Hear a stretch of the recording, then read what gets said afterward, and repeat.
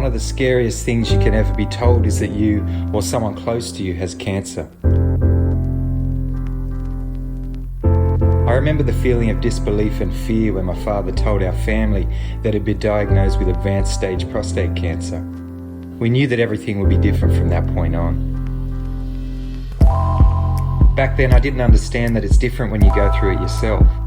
When it's you who has the diagnosis, you're not just questioning your own mortality, you're also forced to feel the physical symptoms of the disease. You watch the heartache that's inherent in your loved ones around you, and you most likely have fears surrounding the issues of your treatment, your quality of life, and essentially your prognosis.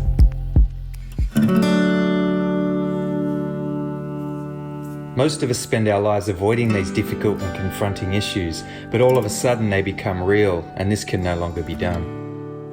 The most interesting thing about this, and something I want to encourage you with, is that you can find the strength to ask these questions, and I want to share with you some of my journey in that respect.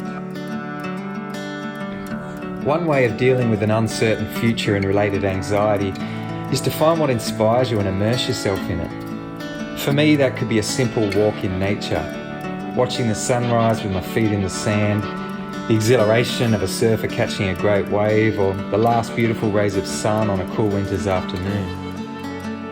For you, this may look very different, but the message is still the same.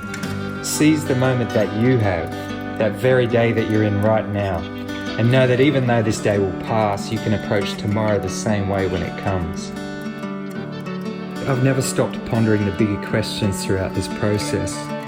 I trust that this in some way is part of God's plan. People often talk about cancer as though it's a war or some kind of battle, but strangely enough, I don't feel an aggression towards it, because I know it's shaping me in a unique way. I've said things that I may never have said, and I've become appreciative of life in all of its turbulence. I'm learning to be thankful, to not take for granted the beauty around me, the love of my family and friends, the kindness that people extend, and the pleasure of a simple life.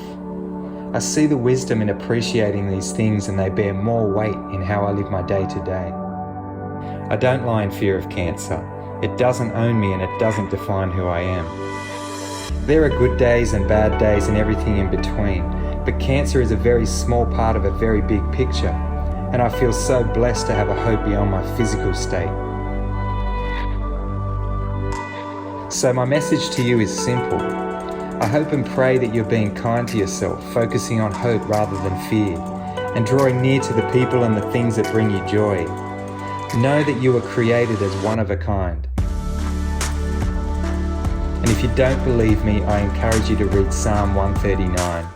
Your life has a purpose, and you are still here to live it.